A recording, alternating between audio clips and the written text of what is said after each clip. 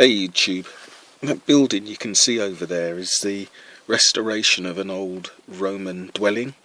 Apparently this is how they used to live in England 200 or 300 years after the death of Christ.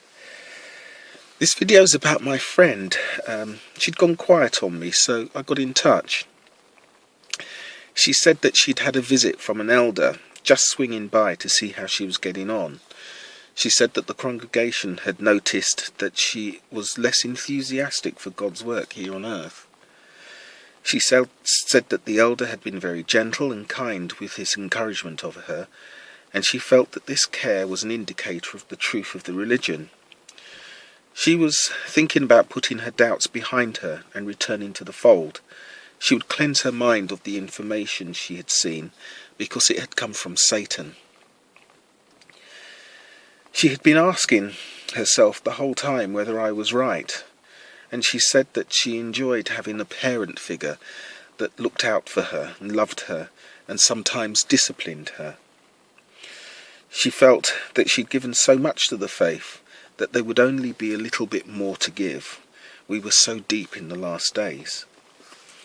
Hearing how the conversation was going, I pointed her to YouTube and said there are 100 different voices there that would confirm my views in 100 different ways. And her reply was to say that Jehovah was testing her faith.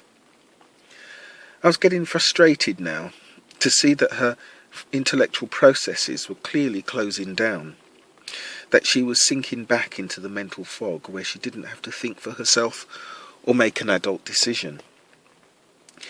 I told her that my grandparents had in fact been living in the last days, and we've been waiting for it since back that time. She said that that was Jehovah's will, and then she ended the call. She was gone. I had foolishly thought that maybe she was freeing herself, but as our fairy said, and I've said in earlier videos, individual amateur rescue missions may not be the best way of dealing with this problem. Talking to the individuals in Jonestown would never have worked.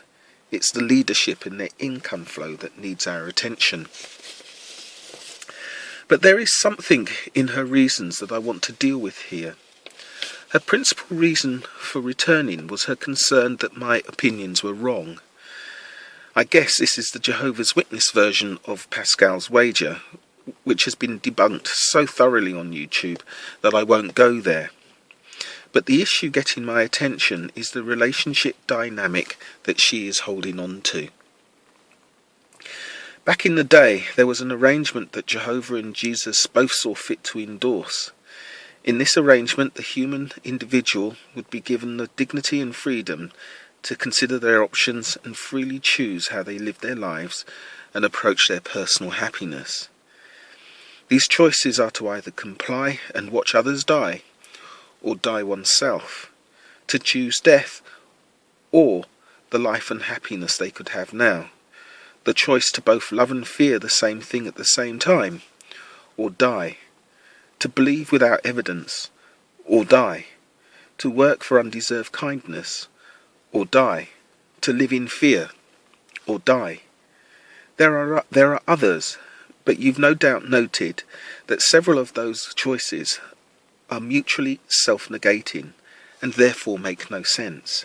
It is impossible to work for undeserved kindness or earn mercy. I guess I'm frustrated because I cannot be sure if my friend is making a true choice, freely entered into, or just submitting to mind control.